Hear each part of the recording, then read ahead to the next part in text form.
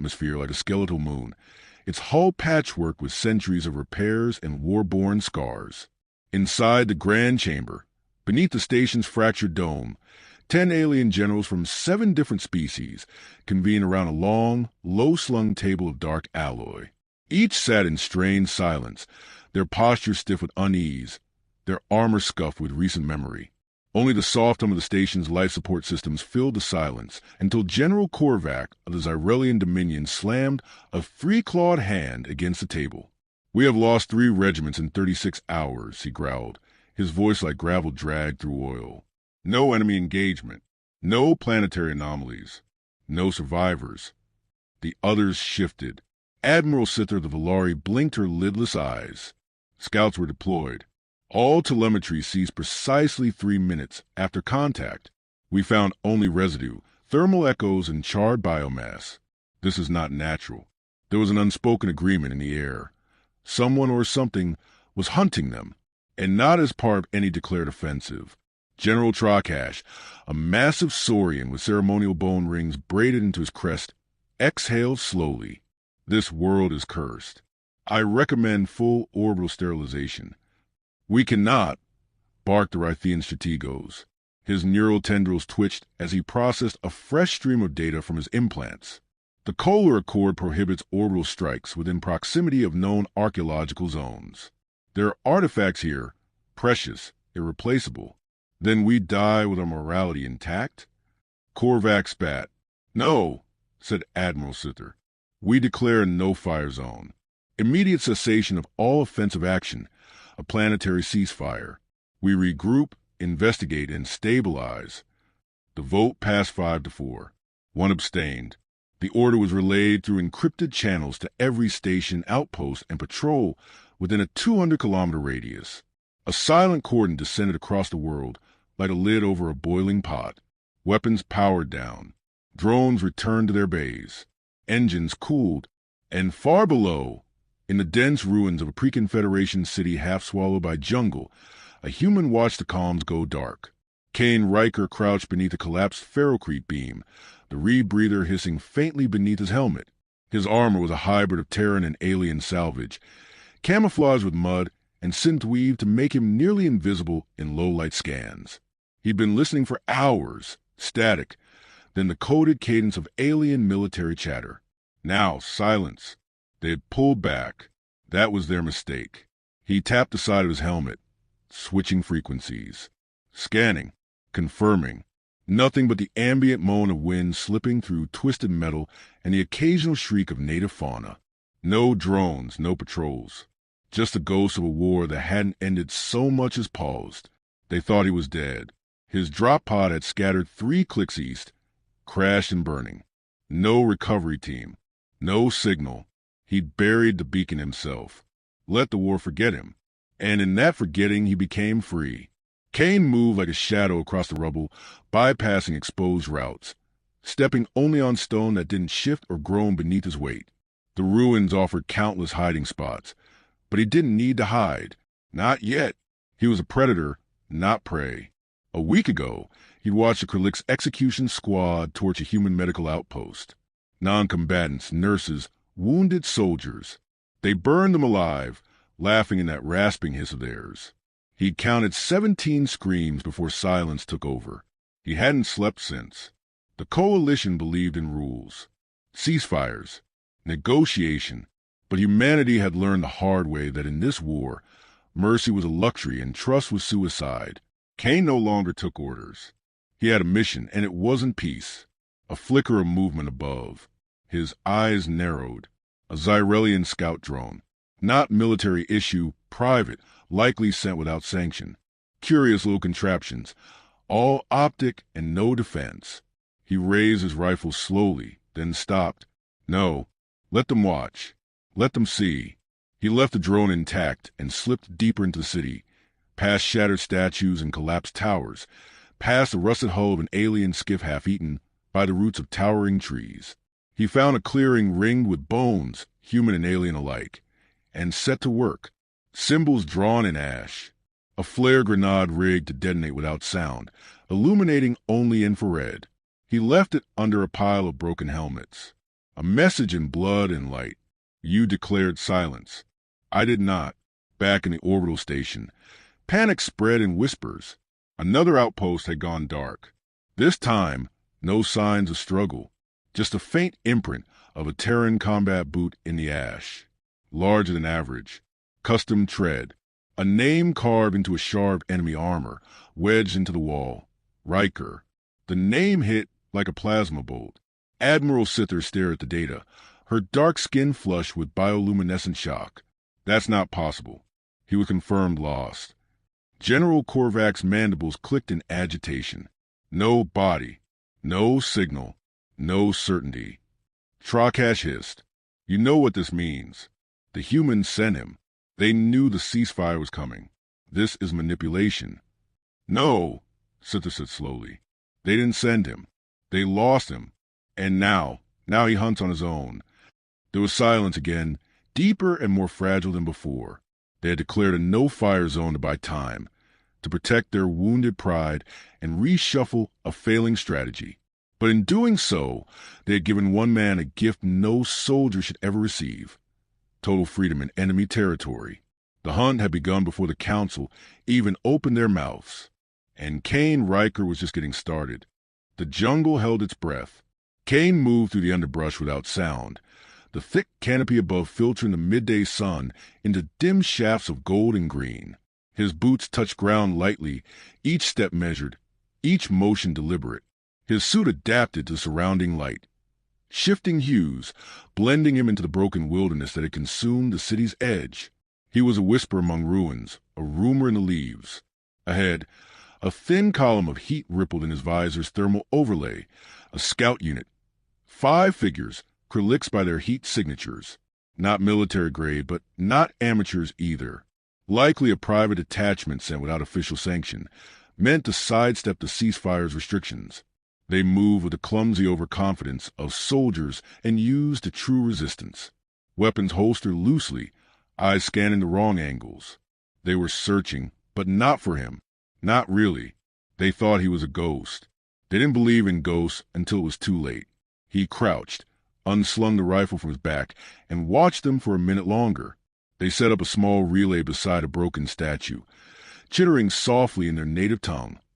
Unaware their signal was already compromised. Kane had tapped into the station's downlink 2 days ago. Every frequency they whispered across was his to hear. He drew a small device from his belt, adjusted the dial, and flicked it toward them. It bounced once on a stone and rolled into shadow. One of the Kraliks turned too late. The flash grenade bloomed in silence. No bang, just a burst of light on the ultraviolet spectrum.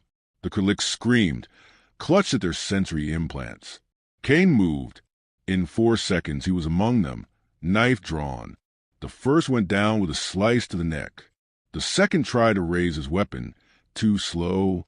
Kane put a round through the helmet's mouthpiece. The third tripped over the relay unit and caught a blade in the ribs. The fourth ran. Kane didn't pursue. Instead, he stepped back, wiped the blood on a strip of alien cloth, and arranged the bodies deliberately. He placed the third one's hand on the relay. Fingers pointed outward as if gesturing. A sign. A warning. The fourth would return to command. He wanted that. He needed them to feel the message. As the jungle settled again, the only sound was the faint hissing of severed breathing tubes. Kane slipped away, vanishing before the ferns stopped swaying. Hours later, on the orbital station, the survivor stumbled into the command chamber under armed escort. His breathing mask was cracked. Purple blood stained his armor. He collapsed before the council, shrieking in Kralik's dialect. Sither translated in real time, her neural implant crackling. 5 cent. For dead. 1 demon. No gunfire. No mercy. No sound. The chamber froze. Korvac stood slowly. So he lives, and he wants us to know. Trakash hissed. We are bound by the no-fire zone. To retaliate would breach treaty law. He is not a treaty, Korvac snarled. He is a weapon. And he was ours once, Sither said, her voice quiet. We helped make him. Beneath the ruins, Kane sat against the remnants of a crashed drone, its frame warped by a past explosion. He adjusted the energy cell in his rifle, watching the jungle flicker with shifting shadow and light. He had no illusions of survival. He didn't hunt for glory. This wasn't revenge anymore. Not fully. It was correction.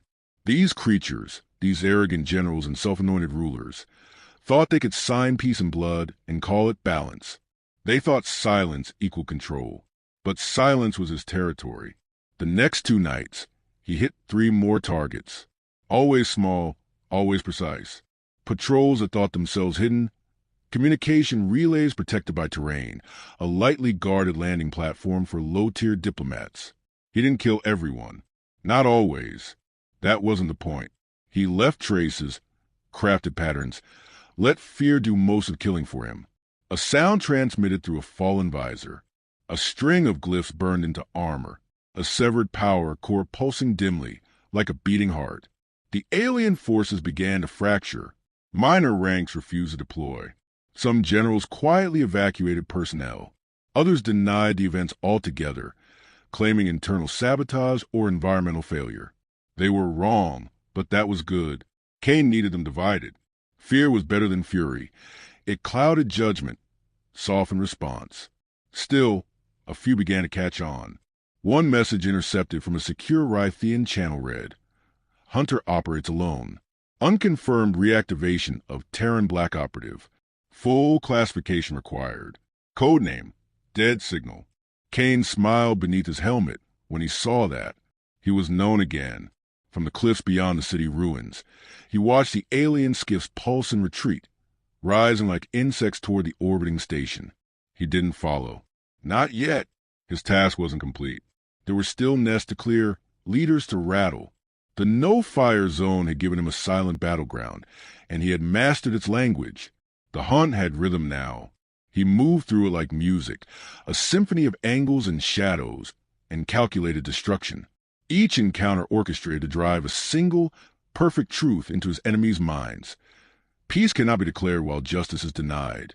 He checked his weapon, his traps, the silent beacon he begun assembling in the Undercity. The frequency was almost ready.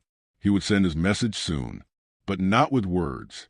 He would let them hear it in screams and see it in fire. And when they finally broke the silence, it would already be too late. The chamber stank of fear. General Trakash paced along the central walkway of the orbital command deck, tail swishing in agitated arcs. Holograms flickered around him. Maps, telemetry, casualty reports, all bearing the same grim pattern. Silence, contact, then disappearance. The Kralik scouts' garbled testimony had been dismissed by some as trauma-induced hallucination, but not anymore. Not after the third outpost failed to check in. Not after another relay station was found abandoned. Its occupants vanished without signs of struggle, and its walls marked with a crude Terran emblem carved in jagged strokes. Cain Riker was not a phantom. He was methodical, surgical, deliberate in his violence. The kind of man no species wanted to admit existed, let alone acknowledge they helped create. The ceasefire was crumbling, not from violation, but from erosion, its foundations gnawed away by fear and inaction. Strategos Valen, the Rythian with eyes like glass and neural threads coiling down his neck, flicked a command and brought up a playback. Audio only. A distorted human voice played over the comms of a derelict scout ship discovered near the southern ridge. It was laughter. Human laughter, low and humorless, echoing in static. The chamber fell silent when it ended. Sither folded her arms behind her back, her long coat shimmering faintly with shifting blues. He's destabilizing everything, not just our units, but the Accord itself. Command from the Upper Council is delaying further engagement. We are forbidden from deploying additional firepower. Because they don't see the truth, Korvac snapped. This is war in another shape. It does not need armies to break us. Just one man in the right shadows. The humans have not claimed him, Valen added, voice calm but brittle. Our sources suggest he's acting outside command. Rogue. That makes him dangerous, but not politically culpable. Trakash stopped pacing. And if we break the ceasefire now, we give the humans justification to retaliate, even if they did not send him. Korvac snarled, but he didn't argue. They were boxed in by their own rules. Binds meant to prevent escalation, now turned into shackles. Meanwhile, Riker moved like a ghost beneath them, unchecked and unchallenged. He wasn't merely killing. He was telling a story. And stories, they all knew, outlived wars. Far below, that story deepened. Kane crouched in the shell of the collapsed observation tower, overlooking a flooded roadway. Light glinted off a grounded transport vessel on the far side. Valari markings, medium personnel carrier, low security. A perfect target. But he didn't move yet.